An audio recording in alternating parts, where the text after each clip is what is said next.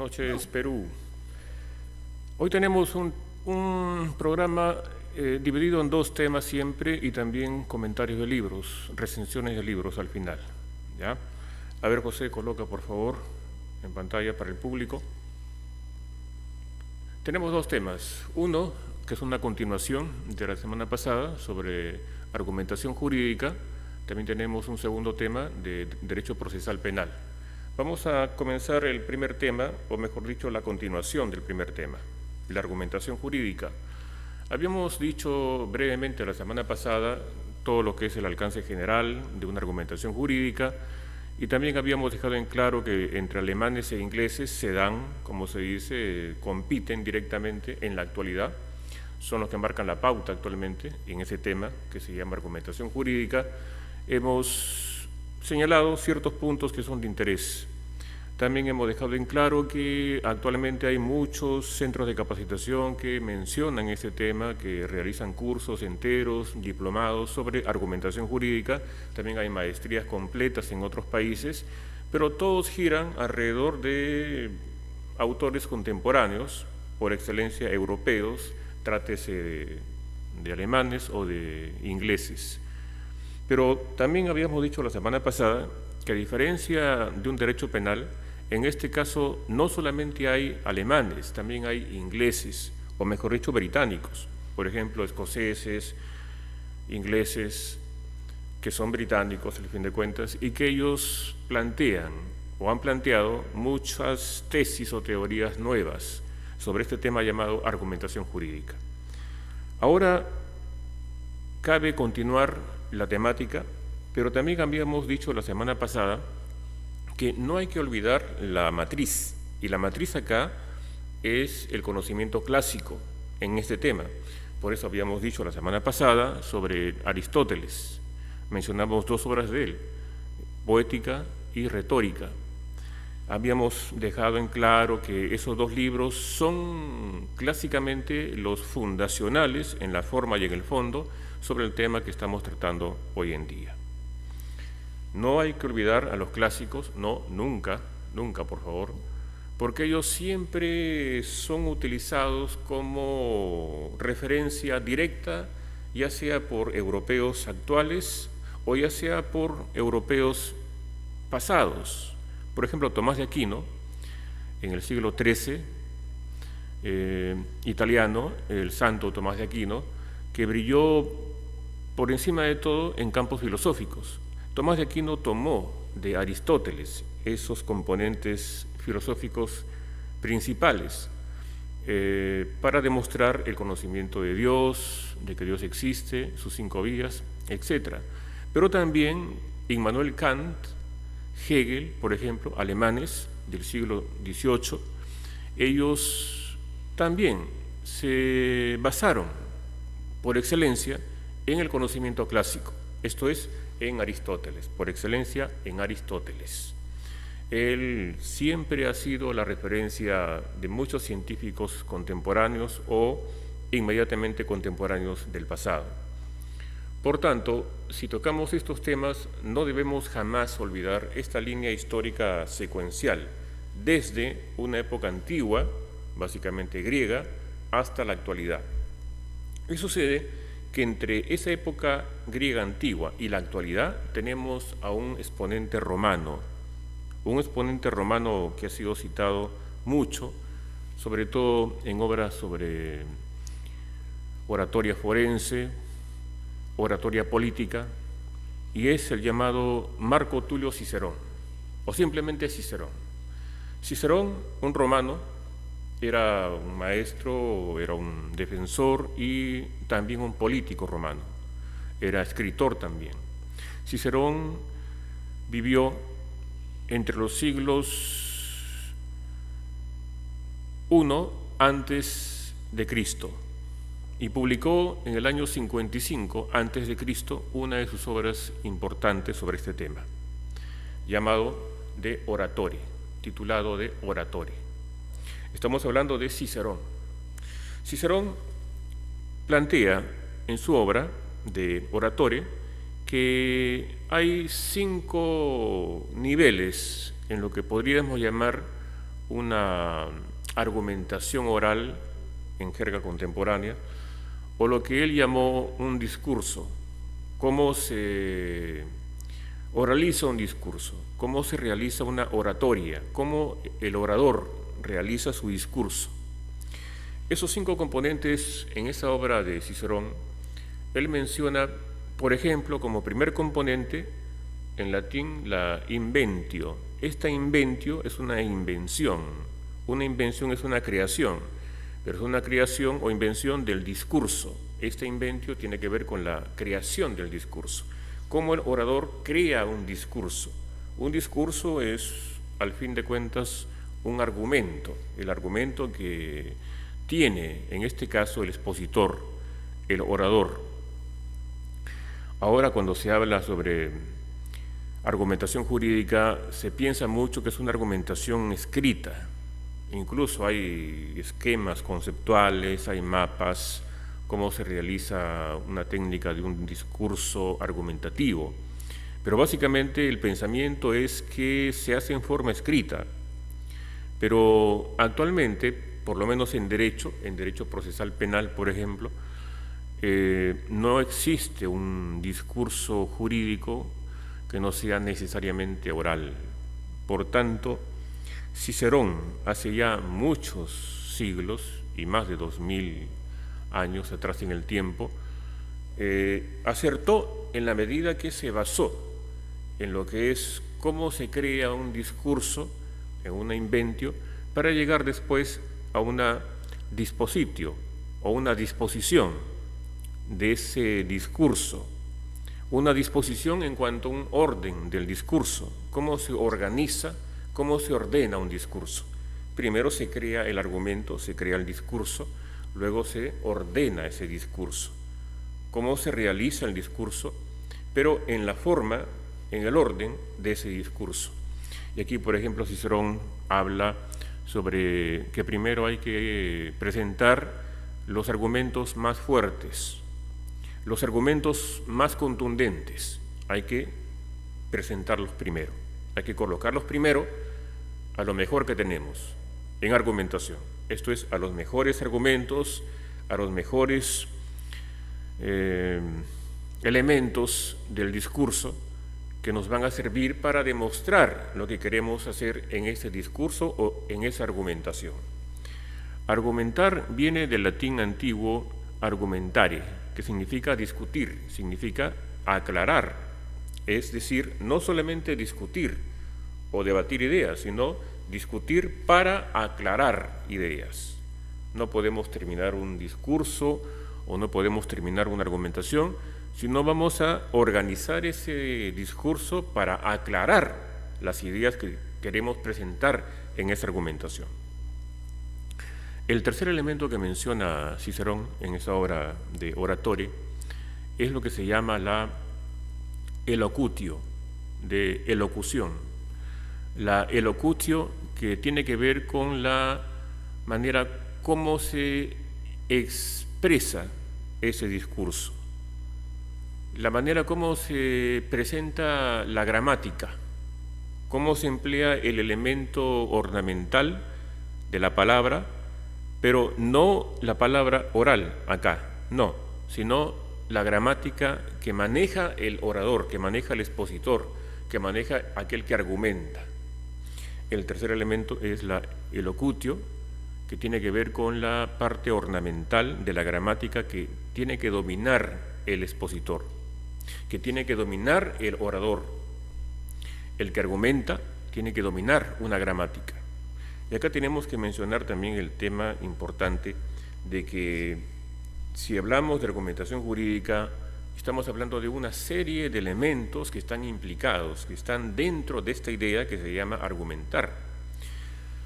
Si poseemos un mayor conocimiento en general, número uno, y en derecho poseemos un conocimiento muy rico y muy amplio en el derecho, y si somos penalistas, si poseemos el mejor conocimiento del derecho, por ejemplo, si poseemos la mejor sabiduría o conocimiento en la gramática, en la gramática, en este caso en el castellano español, tenemos muchas ventajas frente a un competidor, frente a un, digamos, expositor contrario, frente a la competencia, como se dice ahora. Tenemos mejores ventajas frente a una competencia, frente a un rival, no enemigo, sino frente a un rival que contiende con nosotros, que debate con nosotros. En el terreno judicial, un defensor contra un fiscal. Si el defensor, por ejemplo, posee una gramática exquisita, una gramática muy amplia, si conoce mucho de gramática, conjugación de verbos, sinónimos, antónimos, etc., obviamente que este defensor tiene más ventajas argumentativas respecto al fiscal que, por ejemplo, no domina esos temas. Si un defensor menciona una palabra o una expresión que desconoce el fiscal, que no sabe el fiscal, obviamente que no le va a preguntar en ese momento: disculpe, señor defensor, yo no conozco lo que usted habla, ¿podría explicarme qué significa tal palabra que usted usa? Si lo hace, obviamente que pierde en imagen frente a su competencia, que es el defensor. Por lo tanto, se recomienda acá, como algo implícito prácticamente, que el expositor, el que argumenta, debe de poseer esta elocutio que mencionaba Cicerón, esta exposición rica en contenido, no solamente del conocimiento de que se trate, ya sea una argumentación política o jurídica, sino una gramática que está implicada necesariamente en esa exposición. Así que acá, muchachos, acá mientras más se domina la gramática, mucho mejor. Algunos dicen: no, pero ahora todo está en internet, todo está en el celular. Pero obviamente, si tú vas a una audiencia judicial, no vas a decirle: juez, un momentito, señor juez, voy a buscar aquí en mi teléfono celular qué significa lo que está mencionando mi competencia. Eso no se puede decir, obviamente. Si se dice, se queda muy mal, muy mal. Es una cuestión no solamente de conocimiento, sino también es una cuestión de formalidad, es una cuestión de imagen. El orador, el expositor, tiene que cuidar una imagen. Si yo viniese para este programa con un polo, obviamente que es diferente a como estoy vestido ahora. Es una cuestión de imagen. Si yo fuese a una audiencia judicial con un polo y una corbata, encima de ese polo quedase muy mal en cuanto a imagen, e incluso me arriesgase a que el juez diga: un momentito, señor abogado, ¿qué es eso? ¿Cómo usted viene acá con un polo y con una corbata? Algunos por ahí podrían decir incluso: ¿qué pasa acá? Parece que algo le falla, ¿no?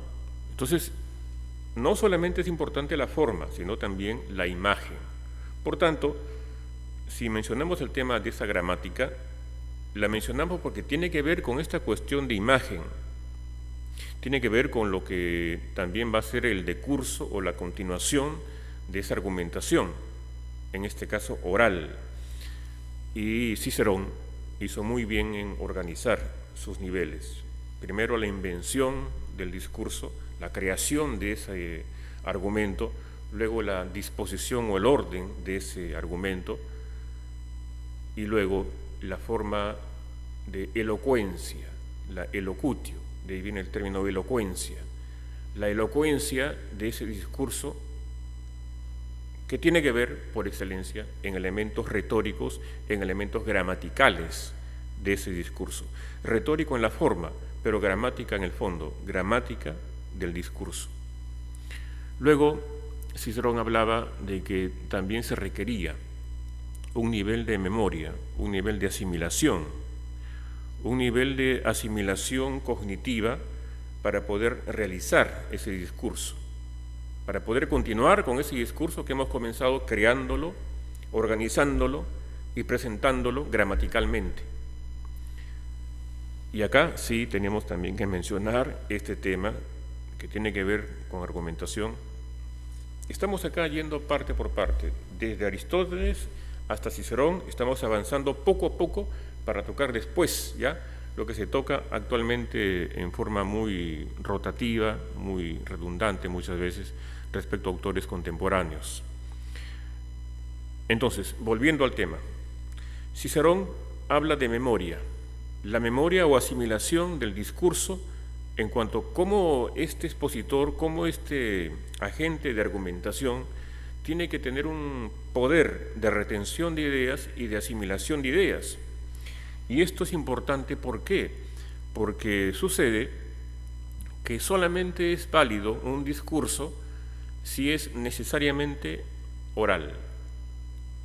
No podemos hablar de un discurso que no sea necesariamente e en forma imprescindible oral.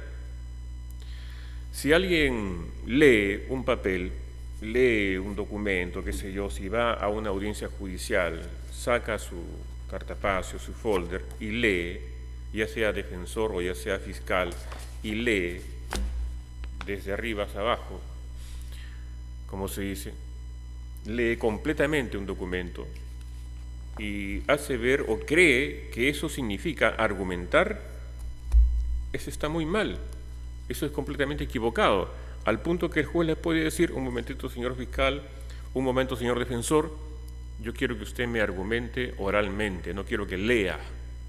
Así que para evitarnos problemas no se debe de leer un discurso escrito. Se puede tener ideas en fichas mnemotécnicas, algún PPT que tiene tres ideas que organizan el discurso, pero no pues se va a leer el contenido de ese discurso. Eso no se debe hacer. Y acá Cicerón lo menciona como un elemento principal del discurso. Memoria, ¿por qué? Porque esa memoria sirve para continuar oralmente esa exposición. Si no se tiene memoria, obviamente que se va a recurrir ¿a dónde? Al papel. No se concibe un político, hombre o mujer, que sea realmente político, hombre o mujer, que no argumente oralmente en el Congreso de la República, ante un grupo de personas, un presidente de la República, etc. No se concibe un político auténtico que no argumente oralmente, que no realice un discurso oral completo. Pero lamentablemente pues muchas cosas no están muy claras al parecer y muchos leen el discurso, incluso el mensaje presidencial, que debería ser un discurso presidencial, se habría convertido prácticamente en una lectura, incluso hasta de 50, 100 páginas, que es una forma de falta de respeto a la colectividad porque se trata de un mensaje. El mensaje es un discurso y ese discurso es un argumento que se realiza y que se expone en forma argumentativa, discutiendo para debatir, exponiendo para aclarar un punto, para iluminar un punto. Y finalmente Cicerón nos habla que es necesario el último componente de la actio, la acción o puesta en práctica de ese discurso, la palabra oral, la forma como se realiza la palabra oral, la argumentación oral. Acá Cicerón era un maestro muy importante porque supo cómo presentar un discurso y enseñaba incluso en forma milimétrica cómo se debería de parar el expositor, cómo se debería de mover el expositor con cuidado ante un público, no invadiendo la esfera del público, el dominio físico que tiene un público, sino respetando, no con movimientos muy fuertes cuando se mueven las manos, sino movimientos cadenciosos que tengan que ver con ese discurso, o también incrementando un poco el volumen, incrementando un poco la acción cuando se trata de dejar en claro y puntualizar una idea importante. Esta forma de actio, esa acción en el discurso, es lo que se llama actualmente la pronunciación del discurso, cómo se realiza la entonación del discurso, la entonación de la palabra, cómo se expone esa palabra en forma oral, la cadencia, los espacios, para que ese mensaje quede asimilado en un público de la mejor manera posible. Esa obra de Cicerón, de Oratore, es sin duda un componente muy importante que no debemos dejar de lado en este tema tan importante que se llama la argumentación jurídica. Eso sería todo por este primer tema. Una pausa y continuamos.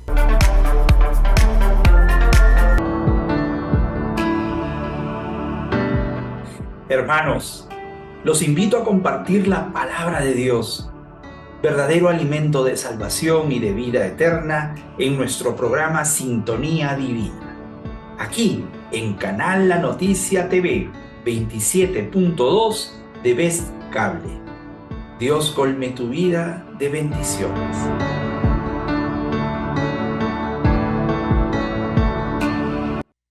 La gastronomía peruana se encuentra entre las 5 mejores del mundo.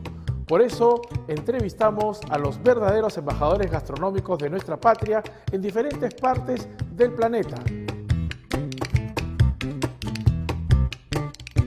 Nuestro programa El Sabor del Perú en el Mundo los invita a conocer Tierra Perú, emprendimiento gastronómico de 2 hermanos huanuqueños aquí en la capital inglesa.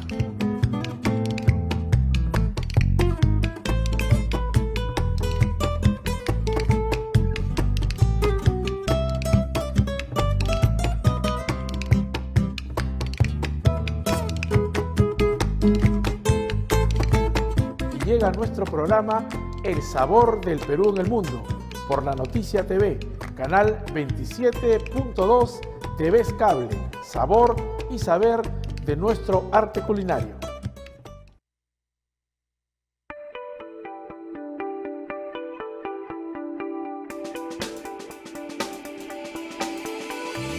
Amigos, les habla José Santillán del programa Finanzas al Rescate, un programa diseñado para ti para hacer fortalecer tu negocio y crezca tu economía familiar.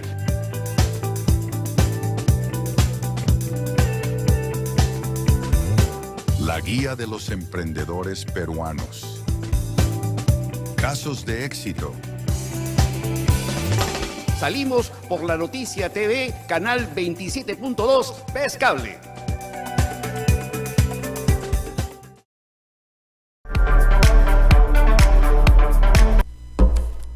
Bien, continuamos.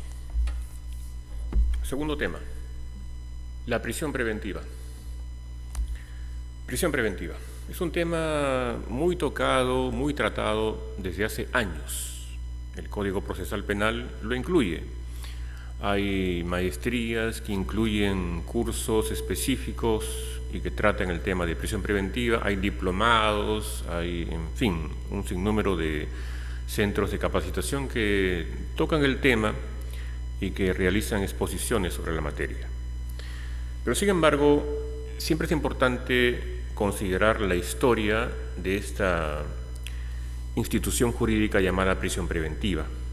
Es del campo procesal penal, correcto, pero tiene que ver con una historia. Este tema lo hemos tratado ya en 3 libros que hemos publicado en Perú, pero que siempre es bueno remontarnos a la génesis, es decir, al comienzo de esta prisión preventiva, cómo se gestó. Y sucede que la referencia antigua de esta prisión preventiva se llamó antes el mandato de detención. El mandato de detención en el Código Procesal Penal anterior, de 1991, por ejemplo, era la decisión del juez cuando recibía al imputado. La Fiscalía le entregaba al imputado como detenido, en condición de detenido, al juez, y el juez, él mismo, sin ninguna audiencia pública ni oral, el juez en su despacho, en la intimidad de su despacho, resolvía que decretaba o un mandato judicial de detención o libertaba y le daba comparecencia, es decir, órdenes para que comparezca a su despacho, al juzgado, con ciertas condiciones, tal vez en una comparecencia restrictiva, por ejemplo. Pero si hablamos de detención judicial, eso se realiza mediante una prisión preventiva, mediante un decreto de prisión preventiva sin sentencia. Solamente se puede restringir una libertad humana mediante 2 resoluciones. Una sentencia de primera instancia, por ejemplo, que se puede confirmar en una segunda instancia, o un auto judicial de prisión preventiva, antes que haya sentencia. Acá este tema es tan amplio que incluye prácticamente una serie de semanas. Tranquilamente tenemos hasta 2, 3, 4, 5 semanas, pero hay que tratar de darlo esto en forma digerible para el público, para que la población comprenda de qué estamos hablando acá en prisión preventiva. La prisión preventiva, para comenzar, no es sentencia, no es condena. La condena viene después, cuando hay un juicio oral, cuando hay un juzgamiento, cuando hay defensa y fiscalía y presentan elementos probatorios que se actúan en ese juicio oral y se realiza una prueba, una probanza, que confirma o no confirma una imputación que la Fiscalía Penal presenta ante un juez. Acá no hablamos de eso, acá hablamos antes de una sentencia, antes que haya una condena o antes que haya una absolución, es decir, no condena. Acá hablamos cuando se restringe y se priva de libertad a un ser humano, cuando todavía no hay sentencia de primera instancia. Por eso es que la ley consideró acá este tema de una manera tal que debía de haber ciertas garantías, solamente que el Código Procesal Penal anterior no tenía una filosofía garantista, una filosofía de un garantismo penal en donde el imputado es mejor protegido con garantías y derechos, a diferencia de una antigüedad, en este caso del derecho procesal penal peruano. Ahora, nuestro Código Procesal Penal contemporáneo del año 2004, vigente en su integridad en el país, sí considera garantías, y una de esas primeras garantías para un imputado es justamente que esta prisión preventiva, antes que se imponga, se tiene que llevar a cabo dentro de un sistema de audiencias, específicamente en una audiencia de requerimiento de prisión preventiva.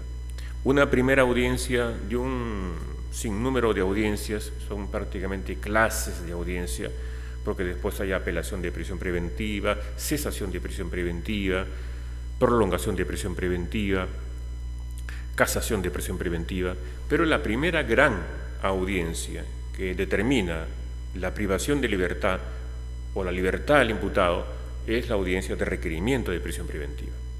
Pero antes que se lleve a cabo esta audiencia, la situación es que se tiene que quedar en claro para uno y para todos lo que significa realmente esta institución jurídica procesal llamada prisión preventiva. Realmente, ¿qué implica la prisión preventiva? ¿Cuáles son sus componentes? ¿Cuáles son sus elementos estructurales? ¿De qué está hecha la prisión preventiva como institución para poder aplicarla después? Si uno no domina un tema, ¿cómo vamos a aplicar elementos de ese tema? Si uno no domina una figura jurídica, es decir, una institución jurídica, un elemento del derecho, ¿cómo podemos aplicar esa institución, ese elemento del derecho a la vida real, a la práctica judicial? Si no se domina la teoría, ¿cómo se va a pretender dominar la práctica? De acá sí tenemos que ser lo suficientemente claros en la medida que necesitamos que el derecho procesal penal tenga un carácter científico, no solamente en su construcción, sino en su divulgación, en la manera como tiene que ser impartido el conocimiento del derecho procesal penal en la colectividad, no solamente para un abogado, sino para la colectividad. El derecho tiene la gran ventaja respecto a la física, química, matemáticas, en cuanto que es más fácilmente comprensible para la colectividad. Exigirle al pueblo que conozca la ley es factible. Se puede llevar a cabo esa exigencia y el pueblo, la población, puede cumplir esa exigencia. En cambio, exigirle al pueblo que domine elementos de física cuántica, por ejemplo, o matemáticas avanzadas, de cálculo matemático, ahí es otra cosa, ¿no? Obviamente. Por tanto, acá estamos hablando del derecho, solamente del derecho. Y en esa medida es que para poder hablar de prisión preventiva tenemos que mencionar sus componentes principales, sus elementos principales.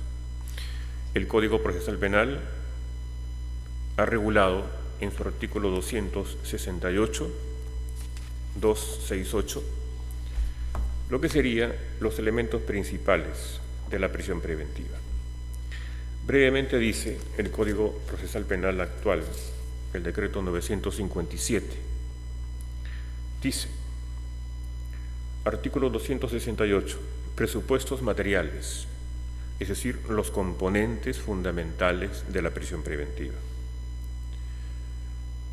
El juez, a solicitud del Ministerio Público, es decir, de la Fiscalía, podrá dictar mandato de prisión preventiva si, atendiendo a los primeros recaudos de la investigación, sea posible determinar la concurrencia, es decir, cuando concurren, cuando se juntan, cuando hay una cópula, cuando hay un conjunto de elementos, la concurrencia de los siguientes presupuestos.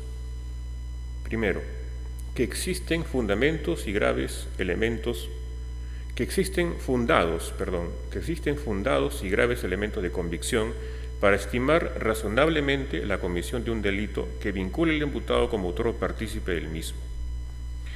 B. Que la sanción a imponerse sea superior a 5 años, antes era 4 años, de pena privativa de libertad. C. Que el imputado, en razón a sus antecedentes y otras circunstancias del caso particular, permita colegir razonablemente que tratará de eludir la acción de la justicia, peligro de fuga, u obstaculizará la averiguación de la verdad, peligro de obstaculización. En razón a la peligrosidad y criminalidad, acredite el peligro de fuga y el peligro de obstaculización en los casos que el imputado sea vinculado como autor o partícipe en los delitos tipificados en los artículos 108C, sicariato, 108D, 152, secuestro, 189, robo agravado, 200, extorsión del Código Penal. D. No procede la prisión preventiva en los casos de inminente aplicación de la legítima defensa propia o de tercero conforme a ley, salvo la presencia de antecedentes o pruebas fehacientes que justifiquen la existencia del delito o que recaiga sobre la persona sentencia firme condenatoria. Los elementos materiales son 3, solamente 3. El que está en el inciso A, inciso B e inciso C. Primero, que existan fundados y graves elementos de convicción que vinculen al imputado como autor o partícipe del delito cometido. Eso se llama prueba suficiente, elementos probatorios suficientes, que determinan la vinculación del hecho con la persona del investigado, del imputado. Segundo, que la pena proyectada, la pena concreta proyectada o anticipada, digamos un pronóstico de pena, que la pena pronosticada o proyectada sea superior a 5 años de pena privativa de libertad. Y el tercero, que se refiere a un peligro procesal concreto, ya sea en la forma que se obstaculice o ya sea en la forma que haya una posible fuga, pero de manera concreta, no en forma abstracta, sino de manera verosímil y concreta. Lo que está en el inciso D básicamente es una enunciación de referencia de la aplicación de la prisión preventiva.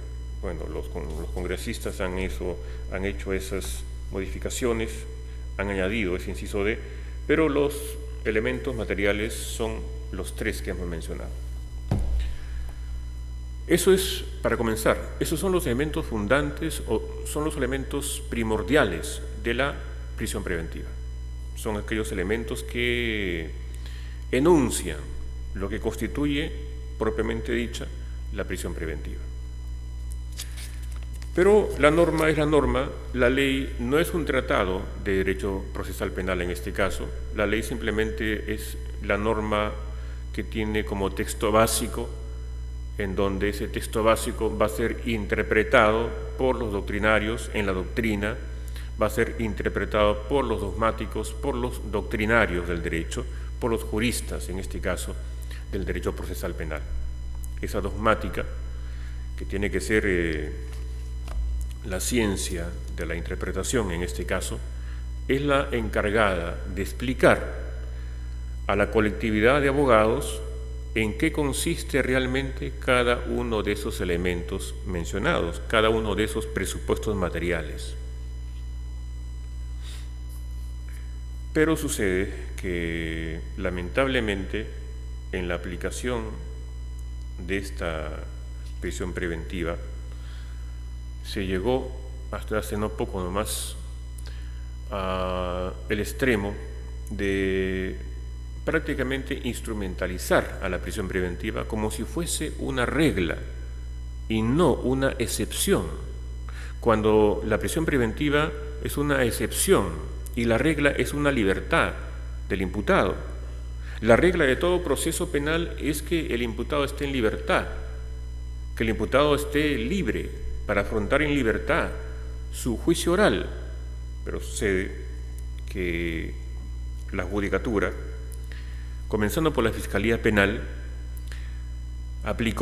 instrumentó a la prisión preventiva como si fuese la primera razón para asegurar la presencia del imputado en el probable juicio oral.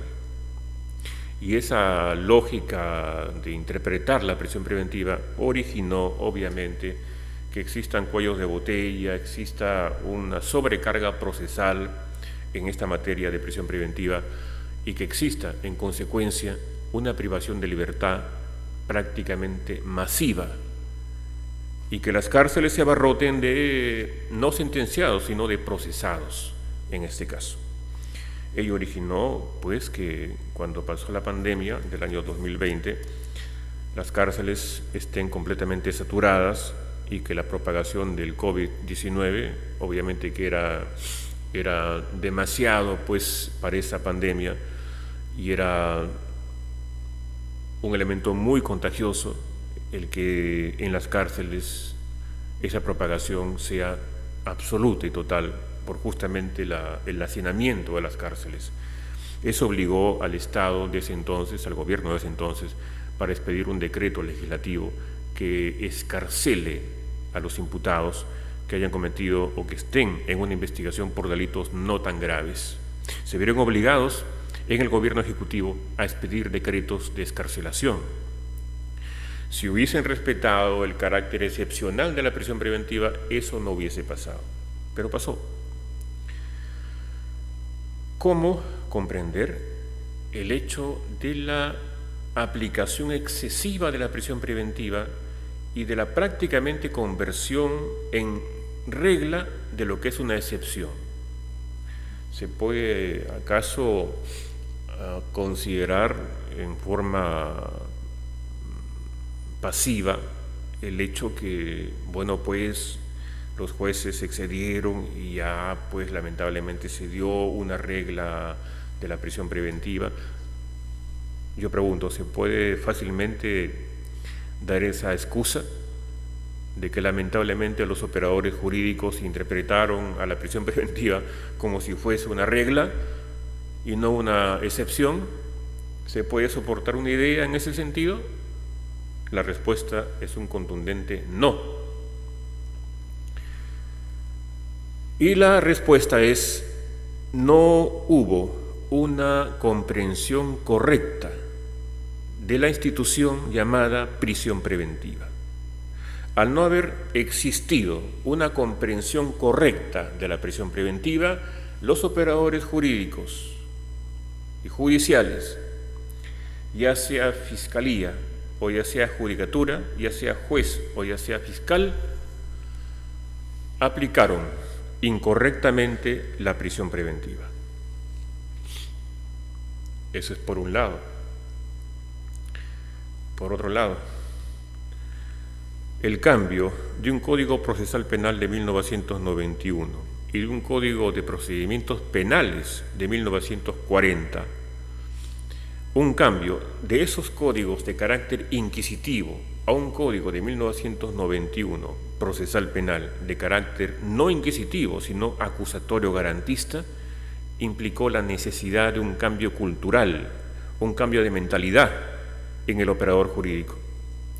Y ese cambio cultural costó demasiado tiempo ese cambio cultural no se dio con lo que hubiésemos nosotros imaginado. Ese cambio cultural no se verificó. Y el propio Código Procesal Penal vigente del año 2004 expresa esa dificultad en ese cambio de mentalidad cultural, porque en este código vigente del 2004, en este código vigente de la actualidad procesal penal, hay elementos de remanentes inquisitivos. Hay remanentes inquisitivos que dificultan una completa y debida comprensión de cada figura procesal penal.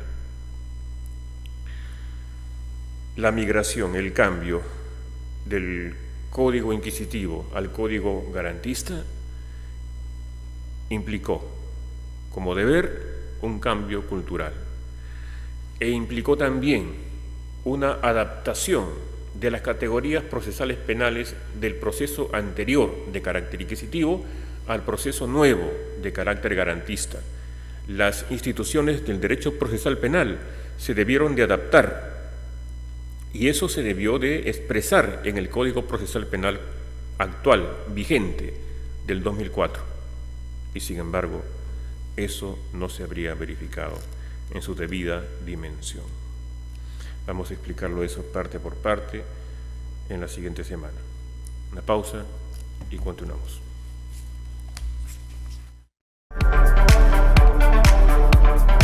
Consigue tu mejor versión en salud y belleza.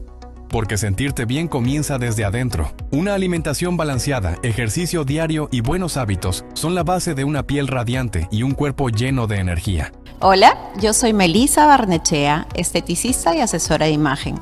Tengo más de 25 años en el rubro de la estética y quiero llevarte a ti muchos temas sobre belleza, bienestar y salud. Así que te invito a presenciar Belleza Saludable por la Noticia TV 27.2 de BES Cable.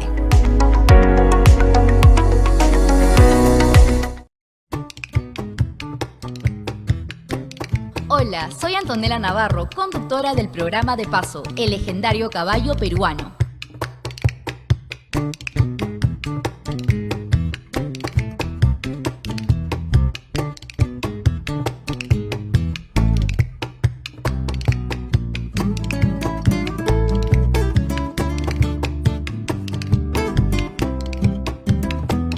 Los fines de semana compartimos con ustedes el amor, la tradición de nuestro patrimonio cultural de la nación, el caballo peruano de Paso, aquí en la Noticia TV.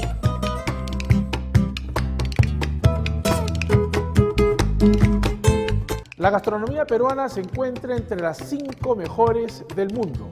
Por eso entrevistamos a los verdaderos embajadores gastronómicos de nuestra patria en diferentes partes del planeta.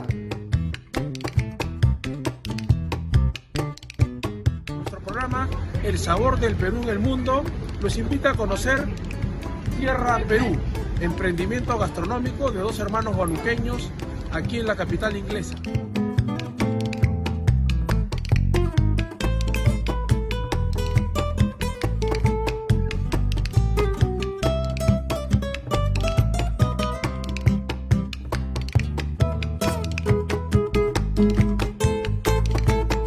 Llega a nuestro programa El Sabor del Perú en el Mundo por la Noticia TV, canal 27.2 de BES Cable, sabor y saber de nuestro arte culinario.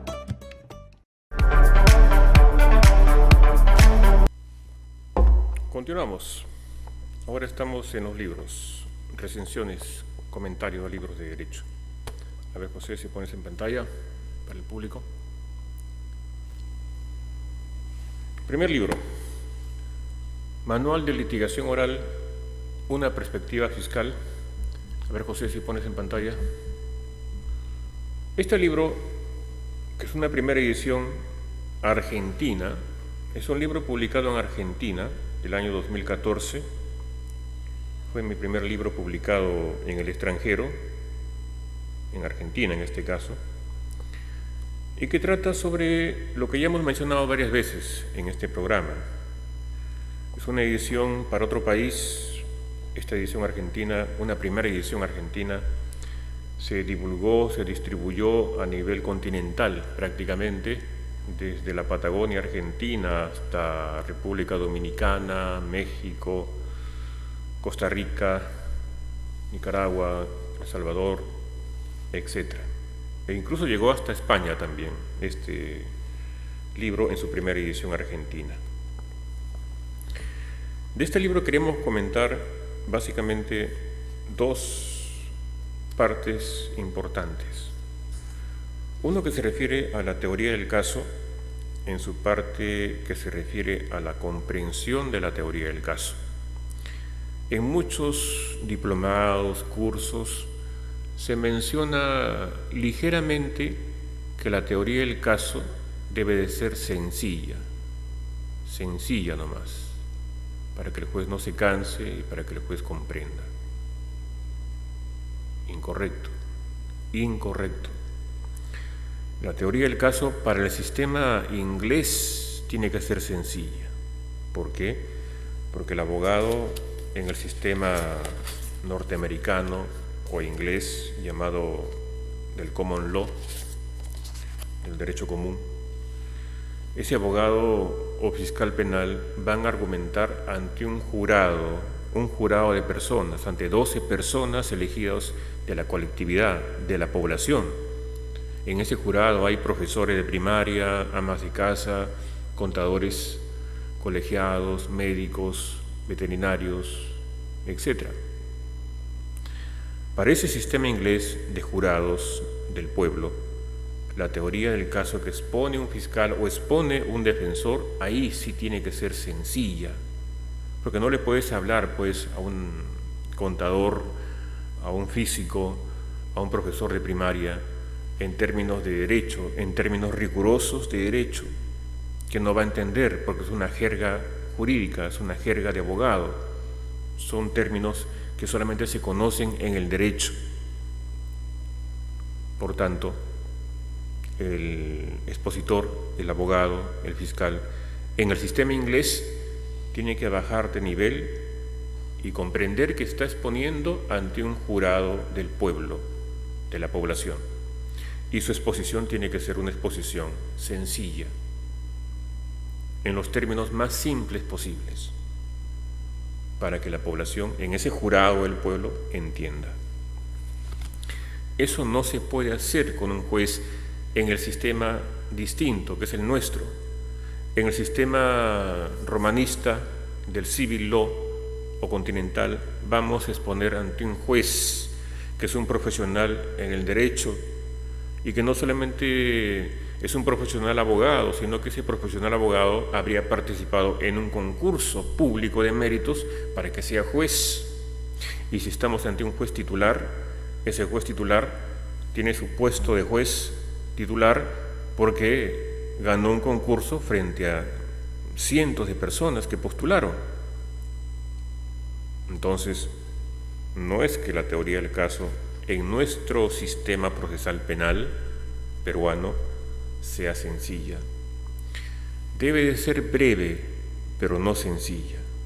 Hay una gran diferencia entre brevedad y sencillez. La brevedad implica un acortamiento en el tiempo, hacer una exposición no amplia en el tiempo, sino más breve, más corta en el tiempo, de aspectos sustanciales, de aspectos principales del derecho, pero ya sea una exposición breve o corta en el tiempo, tiene que ser una exposición dirigida a un juez, es decir, podemos hablar en jerga, en idioma de abogado, en idioma jurídico. Hablamos de tipicidad, antijuricidad, culpabilidad, hablamos de norma primaria, hablamos de imputado, hablamos de tema probandum, hablamos de carga probatoria, hablamos de dolus generalis o dolo general, hablamos de cursos causales hipotéticos, hablamos de términos, de expresiones propias del derecho, dolo directo, dolo eventual, culpa consciente, culpa inconsciente, etc. Expresiones que pertenecen a la ciencia del derecho.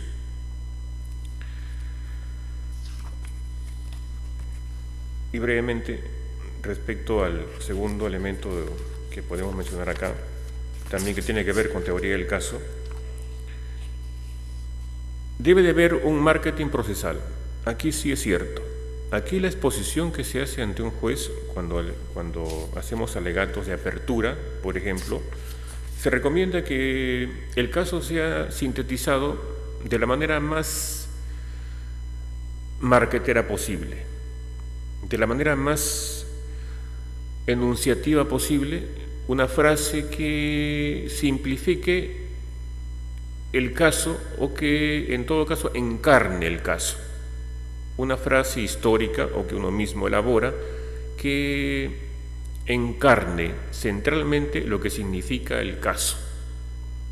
¿Para qué? Para que el juez tenga en mente que este caso se puede resumir en una simple expresión. Ya sea el fiscal o el defensor, ellos pueden hacer uso de expresiones que reflejen lo principal del caso, lo medular del caso. No podemos tampoco dejar de reconocer que una audiencia en el sistema nuevo que tenemos, operativo de audiencias, es una manera de realizar una exposición oral. Y toda exposición oral tiene algún ingrediente que se llama comúnmente un show.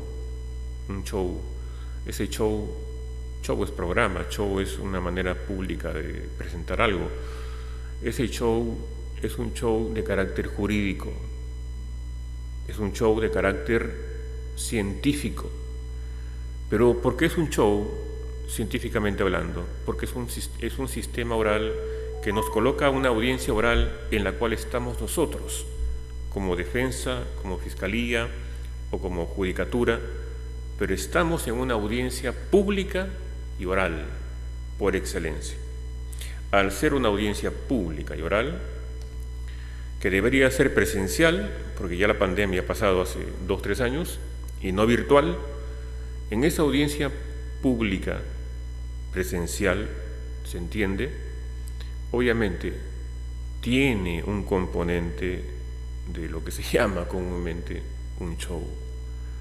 Pero es un show no de farándula, es un show de carácter jurídico, en donde hay que desplegar todo el dominio que tenemos, ya seamos fiscales o defensores, del derecho. Que el juez vea y que el público vea también de qué estamos hechos, cuál es nuestro dominio en el derecho, cuál es el dominio no solamente en el derecho como ciencia, sino el dominio expositivo, el dominio contundente de exponer un caso, de poder superar una diversidad de problemas. Por ejemplo, imaginemos un fiscal que se enfrenta a un pool de abogados, a unos 10 abogados. Si ese fiscal gana en buena lid, es decir, en buena competencia, a ese pool de abogados, a esos 10 abogados, ahí se ve claramente de qué está hecho ese fiscal. O al contrario, si es un solo abogado defensor frente a una fiscalía corporativa en donde hay fiscal jefe, hay fiscal adjunto, hay asistentes que están en la audiencia, contra un solo abogado defensor, y gana la posición de la defensa, ahí también se ve de qué está hecho ese abogado defensor. Una audiencia es un show jurídicamente hablando porque nos posibilita el dejar en claro quién es quién. Obviamente que hay que mejorar en el tiempo, nada es perfecto, así que bienvenida la litigación oral, y esta publicación realizada en Argentina recogió esos elementos que también nuestros amigos argentinos tuvieron a bien asimilar y practicar en su oportunidad. Finalmente tenemos el libro, a ver José, si pones para el público, el libro de Manuel Atienza, es un español, titulado Las razones del derecho, teorías de la argumentación jurídica, publicada por la editorial peruana Palestra. Como nos queda poco tiempo, vamos a hacer una mención de uno de sus párrafos más importantes de este libro. Atienza dice en la página 34 de su obra lo siguiente: la teoría estándar, es decir, general, de la argumentación jurídica se sitúa precisamente en una perspectiva de un contexto de justificación de argumentos y en general suele tener pretensiones tanto descriptivas como prescriptivas. Se trata, por tanto, de teorías como la de Alexy, un alemán, o McCormick, un británico, de las que se tratará en capítulos sucesivos, que pretenden mostrar no únicamente cómo se justifican, de hecho, las decisiones jurídicas, sino también, y al mismo tiempo, según ellos, ambos planos coinciden en general, cómo se deberían justificar. Dice Atienza, parten del hecho de que las decisiones jurídicas deben ser y pueden ser justificadas, y en ese sentido se oponen tanto al determinismo metodológico. Las decisiones jurídicas no necesitan justificación porque proceden de una autoridad legítima y o son el resultado de simples aplicaciones de normas generales, como también se opone al decisionismo metodológico. Las decisiones jurídicas no se pueden justificar porque son puros actos de voluntad. Menciona el autor Neumann respecto a esto último. Es importante esta parte porque Atienza está diciendo, en pocas palabras, la argumentación jurídica consiste principalmente en justificar las decisiones jurídicas. ¿De quiénes? De los jueces. Los que deciden jurídicamente en un caso concreto son los jueces. ¿Cómo se realiza el acto de justificar las decisiones judiciales? Mediante las teorías de la argumentación jurídica. Para superar, ¿qué cosa? Dos vicios o dos errores que se cometen no pocas veces. Uno, el que Atienza llama determinismo metodológico, es decir, que el juez puede creer que su decisión no necesita justificación porque procede de una autoridad pública legitimada. Es decir, el juez, por ejemplo, dice: yo he sentenciado, yo he emitido mi decisión y como yo soy juez nombrado, qué sé yo tengo la razón. Tengo la razón porque soy juez, así que tiene que acatarse mi decisión. Eso es un pensamiento antiguo, es un error, porque obviamente el juez tiene que justificar su decisión para que sea una decisión legítima, no solamente para legitimar él mismo su decisión y para que no tenga problemas funcionales, de responsabilidad funcional, sino para legitimar su decisión ante la colectividad. Si estamos en una democracia, España es una monarquía constitucional, es un reino, pero hay un Congreso, hay un jefe de gobierno, y si es el Perú, por ejemplo, es por encima de todo un país republicano. Acá no hay reyes, ni siquiera como ornamento, acá simplemente es una república democrática, en donde con mayor razón se debería exigir al juez que justifique su decisión no solamente al interior de su propia decisión, sino para la colectividad, para el público, para la población, en nuestra democracia. Y por último, la decisión cuando se realiza en forma arbitraria, es decir, por un voluntarismo, por un capricho del juez, donde no hay un respeto a los principios jurídicos, sobre todo a las normas jurídicas también, eso se llama el decisionismo judicial. Para superar ya sea ese determinismo judicial o ya sea ese decisionismo judicial del capricho, el voluntarismo del juez, se requiere, por encima de todo, la argumentación jurídica, que Atienza denomina las teorías de la argumentación jurídica, es decir, tesis, pensamientos particulares de tal o cual autor que giran respecto a lo principal, lo medular, que es la argumentación jurídica. Este libro tiene que ver con la materia que estamos tratando ahora y es un libro que se recomienda su lectura. Atienza elabora sobre todo síntesis de autores alemanes y autores británicos. Nosotros entendemos que al ser los españoles partícipes de nuestro idioma, al hablar el mismo idioma, leemos directamente en primer lugar a los españoles. Pero si ellos se basan en alemanes e ingleses, también debemos de ir a las fuentes inglesas y fuentes alemanas directamente. Eso sería todo por ahora. Muchas gracias y hasta la próxima semana.